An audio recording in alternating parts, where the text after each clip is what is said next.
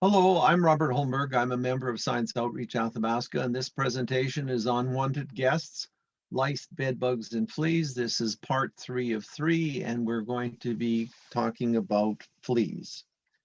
And this is my little way of showing that fleas jump quite a bit. Now, fleas were actually used in flea circuses, where they take fleas shown by the arrows and move little buggies and things around for entertainment. Just as a little note for you, showing their usefulness of fleas. So, first of all, we look at identification. What are fleas? Here's a young boy depicted removing fleas from his dog. Now, the bed bugs and lice that we talked about previously are compressed dorsal ventrally, but fleas are compressed laterally, as shown in this electron micrograph. Now, lice are very specific in what they feed on, and bed bugs are less specific, and fleas are even less specific. So all of these fleas feed on humans, and so they're dog fleas, cat fleas, human fleas, rabbit fleas, oriental rat fleas, all feed on humans, and the flea most likely to attack you in North America is actually the cat flea. Not because of cats, but because it was described feeding on cats, but it also likes feeding on humans. Here's their life cycle. The other insects we talked about in this series are heterometabolists. These are homometabolists, meaning they have complete metamorphosis. So they have eggs, larva, pupa, and then adult. The other two insects we talked about do not have pupal stages. So they're fairly small, but much bigger than lice, and about the same size as bed bugs, but 1.5 to 3.3 millimeters. As I said before, they can jump quite well, up to 18 centimeters vertically and 33 centimeters horizontally, so nearly a foot horizontally. And they can live long periods of time at low temperatures without further feeding, but usually they have to have had a blood meal previously. And many flea species feed on a range of hosts and can transmit disease organisms. And they're difficult to kill by squishing. So if you take one between your finger and thumb and press hard, often you cannot kill them. If you use your nails, that will be something different. Okay, here's what the larva looks like. The bottom one has not fed on any blood at all, but the top one has. And this is not blood that they feed from you or any of their other hosts, but it's been excreted by the adults. So the adults feed on blood and secrete it for their larvae to feed on. So the adults feed on far more blood than they need to survive.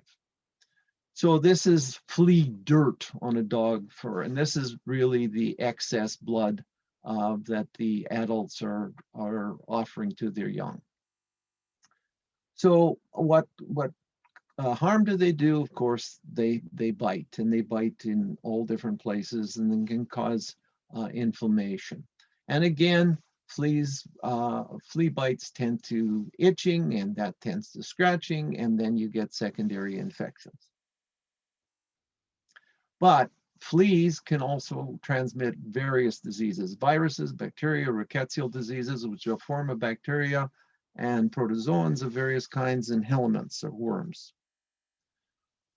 And the example of a bacterial transmission by flea was the rat flea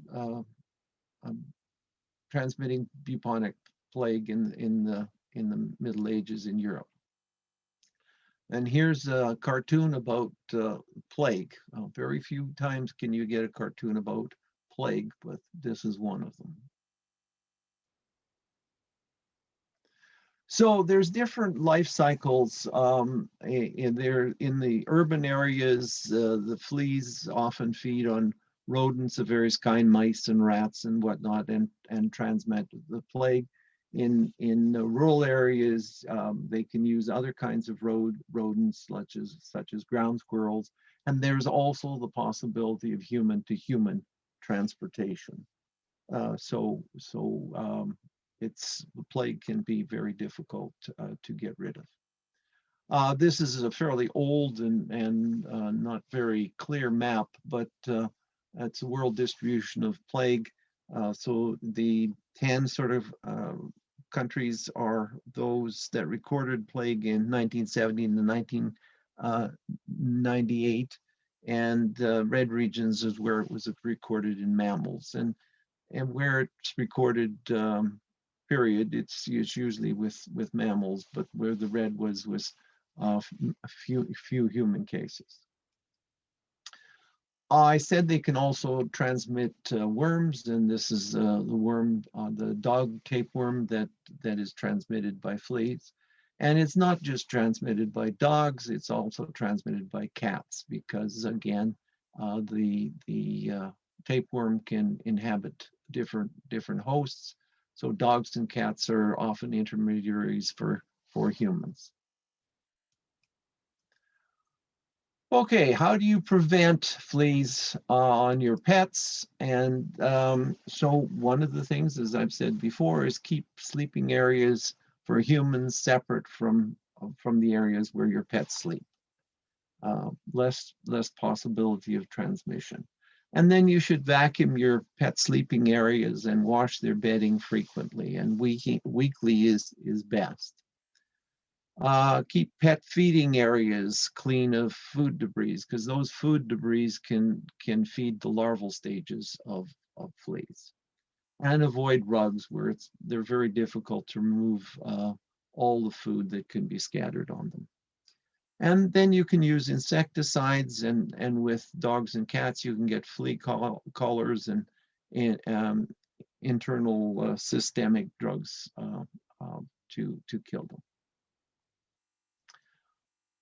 Okay, how do you avoid tapeworms? Well, the best thing is to keep your pets free of fleas, and don't let the pets lick your humans' faces especially, and do not kiss pets. There's, in the warmer regions of the world, you can get fleas that will burrow into skin, and especially the feet. And if you're in a tropical or subtropical country, you're on the beach and you see dogs around, you should be wearing sandals to keep your feet off of the sand, because this is where the fleas will burrow in and cause you no end of problems.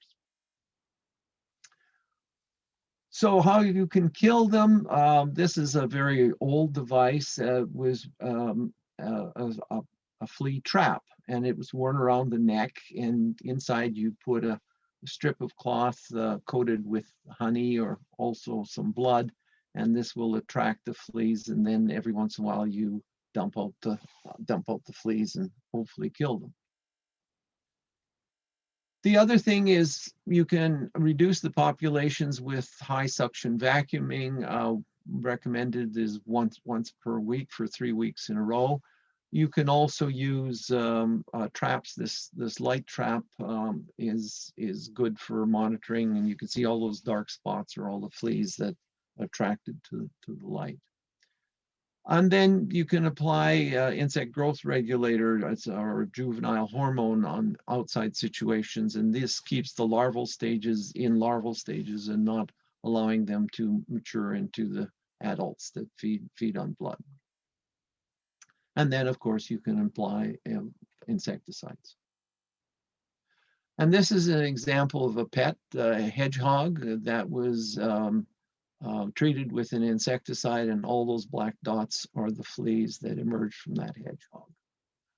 So after all of these presentations on lice, bed bugs, and fleas, you might be scratching.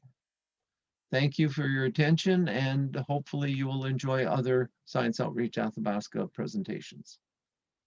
Bye then.